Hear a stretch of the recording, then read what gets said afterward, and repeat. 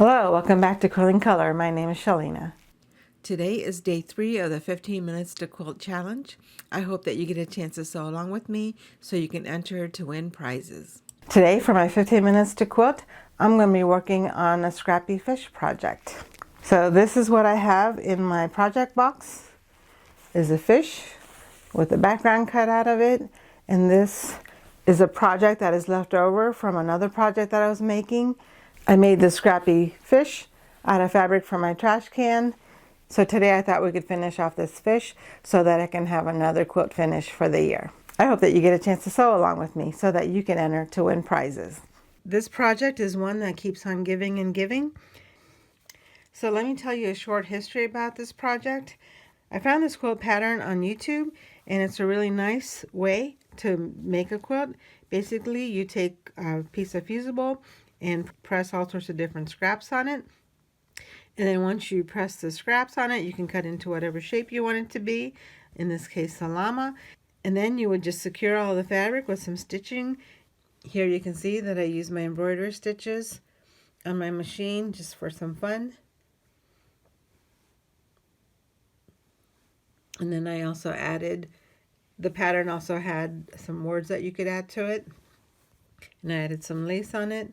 And here's, because I was having so much fun, I made some more fabric scraps to add a ground underneath my llama.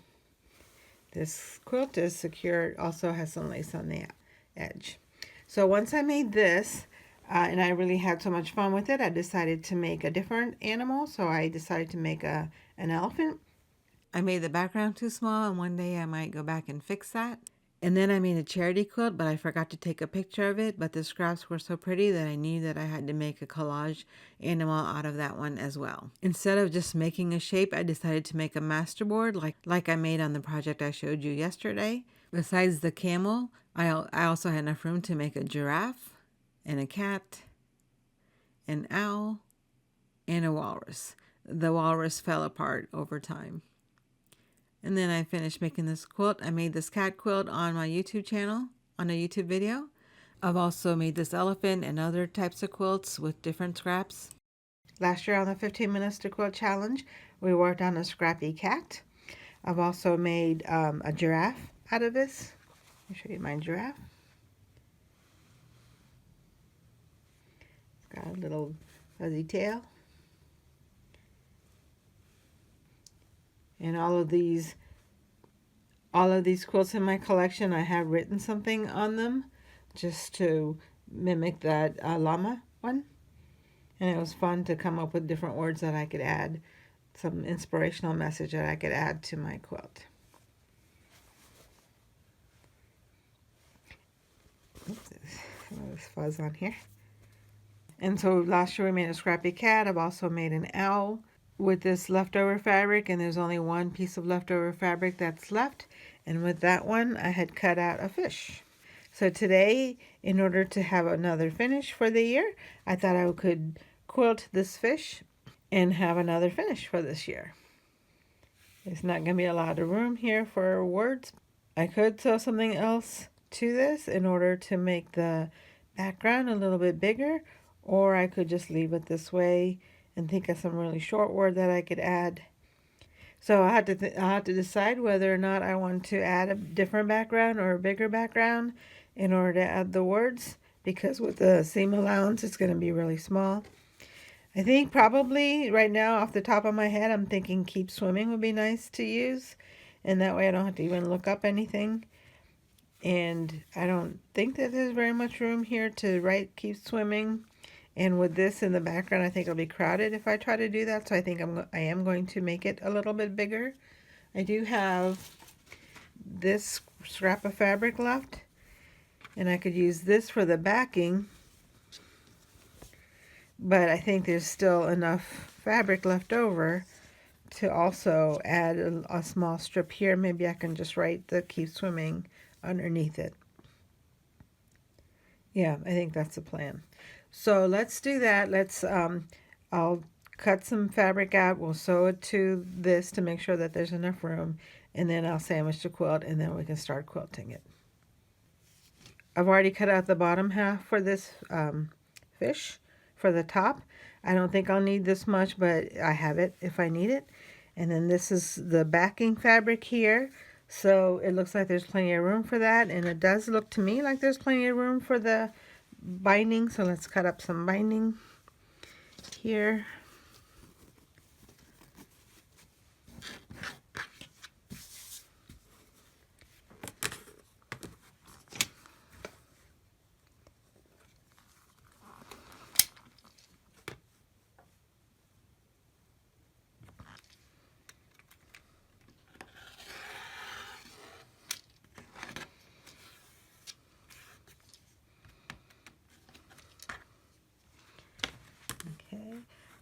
I probably could do a single fold binding, but I prefer the double fold, so we'll just go ahead and do double fold.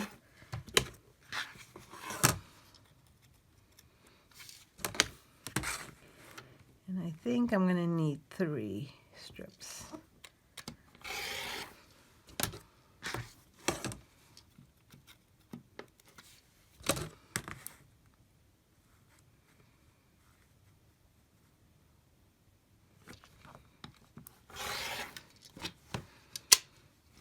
Okay, let's make sure everything is still good.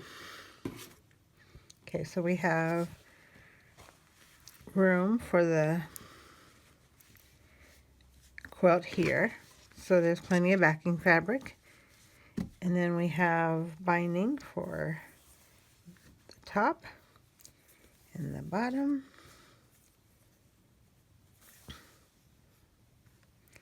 And it looks like there's enough for the edges also, as long as maybe I need to make this a little bit smaller than what it is. And there'll be just a little bit excess here that I can use if I really get desperate. But I can easily make this one small enough to fit. Okay, so now I'm going to sew this to this. It's really big. I don't need that much space. I can sew this to this, and then we can work on sandwiching the quilt. Also, I'm working, and I can start sewing these together to each other to make the whole binding. And then also I need batting. And I found this batting that was from the African quilt. And we can use up this leftover scripts. I really like using these little leftover pieces onto small projects like this because it's just a lot more frugal. And then what I could do, it looks like I'm going to have to also piece the batting. So I'll just cut it here. And I can sew these to each other, and I think that'll be plenty of space for this quilt because, like I said, we're going to make the gray shorter anyway. So this will work. I don't like having to do a lot of piecing for my batting, but, you know, one seam in the quilt is just fine.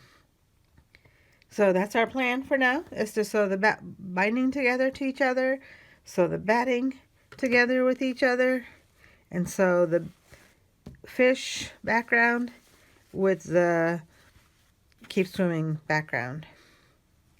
So meet you at the sewing machine.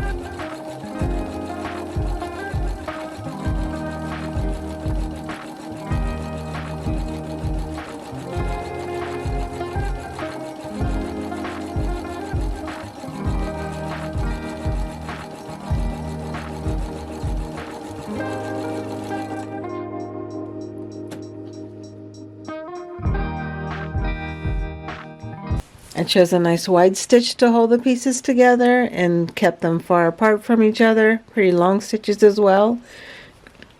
Because this batting is going to be protected by the quilt top and the backing, so it does not have to be really secure. It'll stay in place the way it is because of all the quilting stitches that are going to be added later. If you make them too short, they may not properly keep the two sides together, and if you make them too if you keep them too close together, that's just going to add a lot of bulk into your quilt. That'll make it harder to quilt later. So nice long stitches and wide stitches is the way to go. Any zigzag will work. And in fact, this is probably more than I needed to do. It's a matter of just butting the two batting pieces next to each other. I chose a part that had the straight line so that they will match perfectly. And then I chose the parts where they had straight lines. You could see here this is not a straight line, and that would not have worked well to be able to try to butt together. But just put them really close together and just follow the middle, and then the zigzag will just work all the way around it.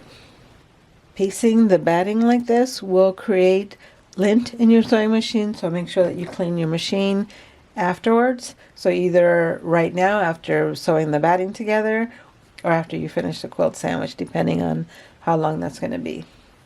Okay, I'm done piecing the background and I finger pressed it. So now it's a matter of layering the quilt top together. So the first thing to do is to lay out the backing fabric really well. I would recommend that you press it. I'm not going to, but you should press your backing fabric properly so that it's nice and smooth. And make sure that you have the right side down so that it's layered correctly, so that it will show correctly on the back of the quilt. It helps to tape the corners down. If I have a big quilt, I usually just tape the whole thing down with painter's tape. Painter's tape will not stick to the fabric, and it's easy to remove. It does hold your quilt backing down until you're ready. It does hold your quilt backing down so that it keeps all the layers secure. And then the second layer you're going to do is you add the batting. And I didn't really find a big difference in whether you put the flat side down or the fuzzy side down. Either way is fine. I don't think it makes that big of a difference. But there are people who have said that there is a difference, so you may want to just experiment to see which you like better. And what you want to do is, again, you want to smooth everything out to make sure your batting is smooth against your backing, because you do not want any lumps in your batting, because they will make lumps in your quilt. You can see here that I could feel that there's something wrong here, so you can see there's a little lump. So again, it's a matter of just smoothing that out, and if I had used painter's tape, I wouldn't have had that problem. But this part is very tactile, and you just want to keep feeling your fabric and your batting. Make sure that these layers are nice and straight. This smoothing process also helps static electricity hold these two layers together. And then you want to put the quilt top on top. Generally speaking, you want your backing and your batting to be bigger than the quilt top, because if there is any scrunching of the material during the quilting process, you will still have some excess. You'll have some room for the excess, and so you won't wind up being too short for that. Because your quilt top, after you've gone through all the trouble of piecing it and getting it all ready, you don't want to wind up having any part that's not supported. And although it is fixable, you can add some more batting to the corners to get it to work. It adds a lot of bulk to the corners, and it's just easier when you don't have to, if you start with a bigger batting and backing. Okay. And then we want our little fish. Trying to decide whether I want the fish on the pink or the gray.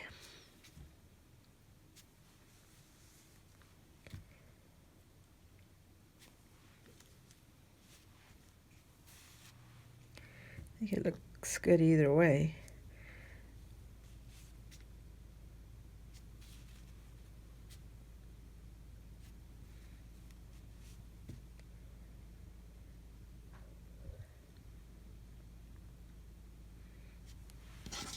This was the original plan, was to have it in the pink section with the gray words.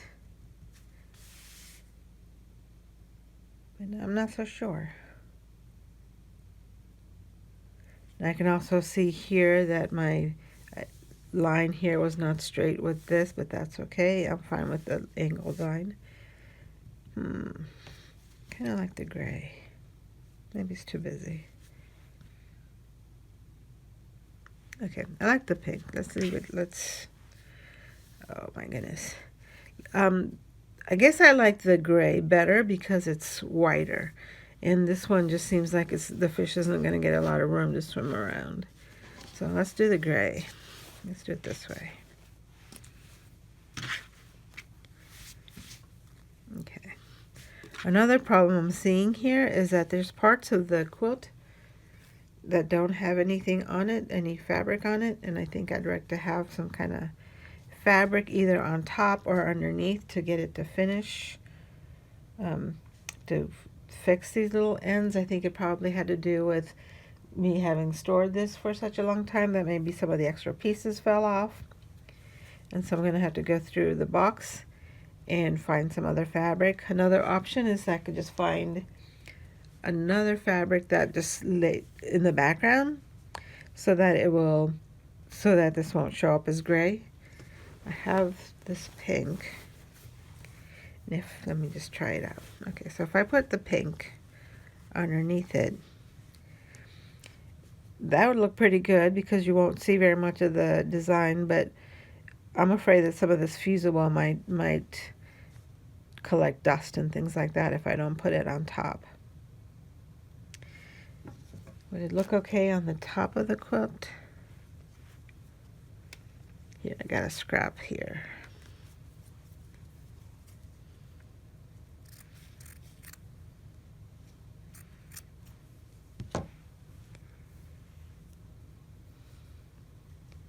Although the rest of the fabrics are batiks, I guess it wouldn't be with the background.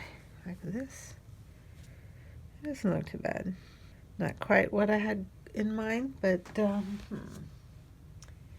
me find the box and see if there's any other scraps in there that I can use. Because this scrap wasn't actually part of a project, it was just extra playing. There's all sorts of stuff in here that don't really relate to this. But I did see, here's this fabric. That doesn't have anything. I think I did see, yeah, here's a little piece that's already been cut. Oh, nice. Okay, so here's some leftover pieces that I could easily add. And here's some more. Here's my little seal idea. Oh, there's the camel that I made. Maybe the camel was the one that was originally made and not a giraffe. I mean, maybe a camel and not an elephant. Here's some more pieces. Okay. Oh, perfect. I got plenty. Plenty.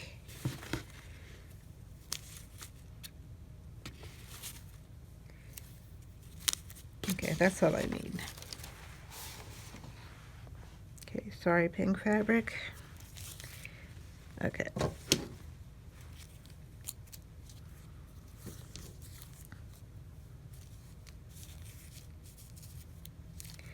And the nice things about this is it already has fusible on it, so even if this glue didn't work, we have more glue to make it work.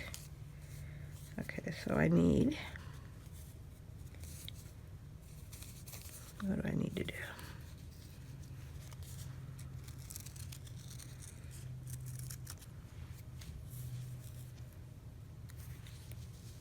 I could just add like a fin type of a thing here.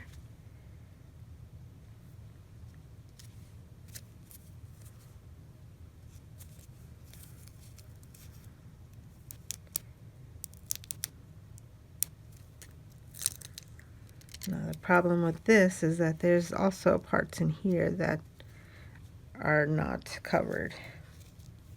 But here's another fabric that I could just add to it. And hopefully if I press it down, it will stay. It's too big.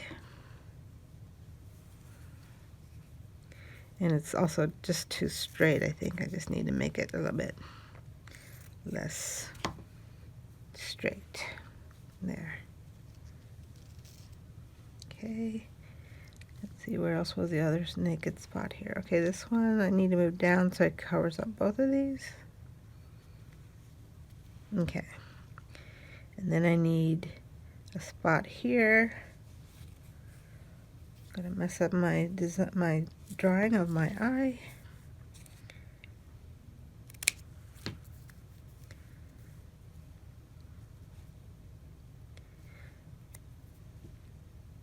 I'm just gonna have to remember what the eye looks like. Okay, so I need to draw.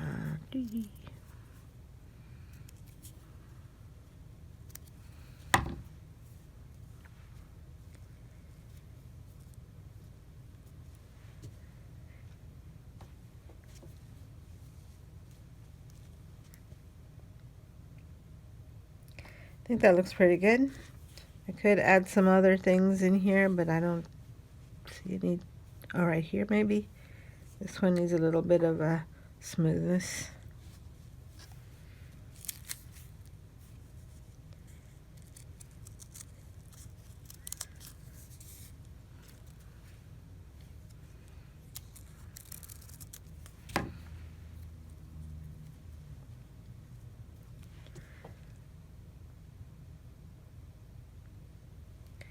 There's a little bit of a tiny spot here.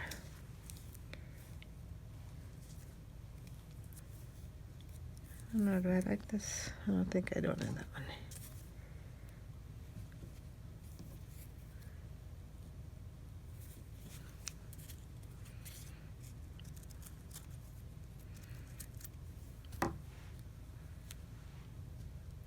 That looks like it is something. It shouldn't look like anything. Unless I make a fin. Like this. Nah. I just need to make this smaller, I think, so it doesn't look like a big lump.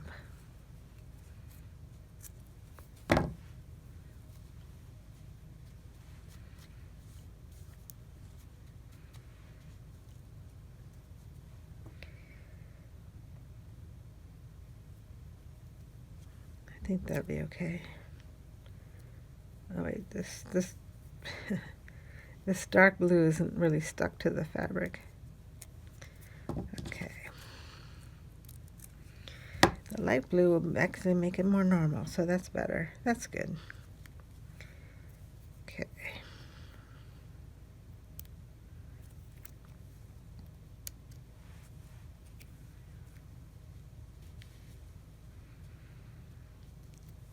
And then take off the paper.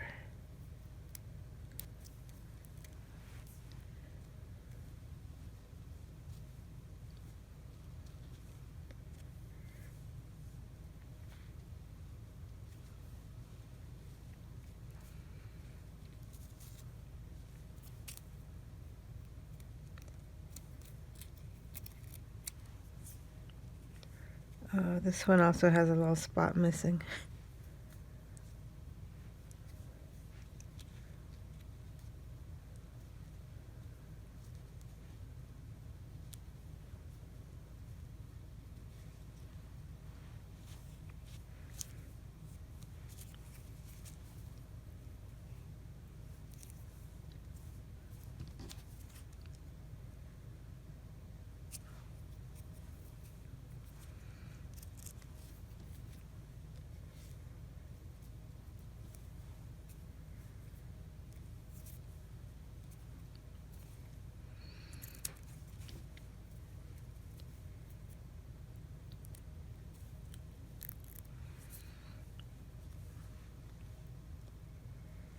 It's over here. I don't know.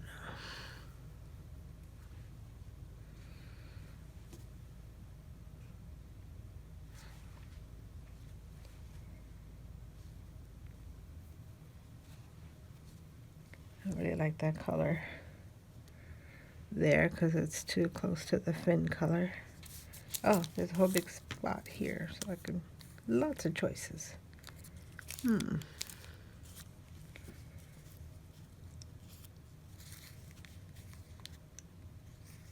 peach one looks kind of nice.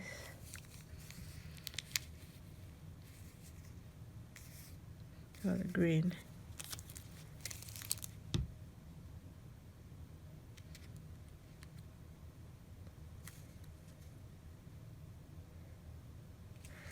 Kind of like the green. I think there's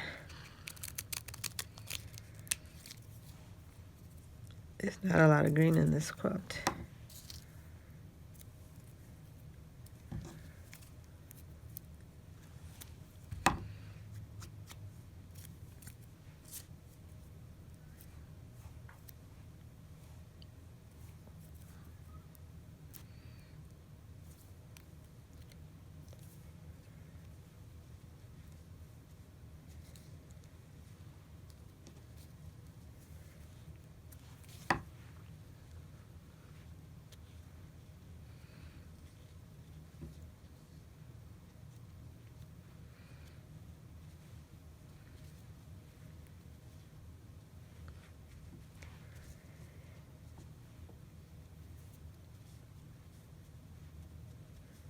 I think that looks good. And I think that these little pieces here will probably be fine if I just quilt them down.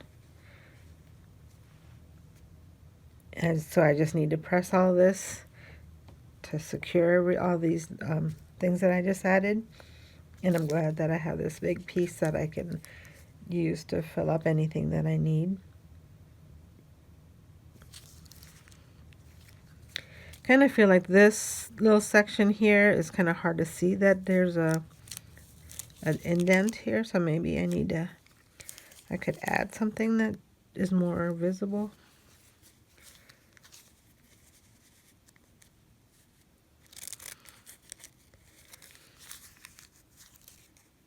Actually still like this green, so maybe green.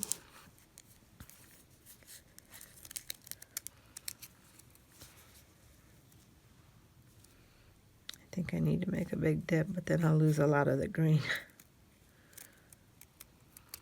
Oh, I like that. Okay.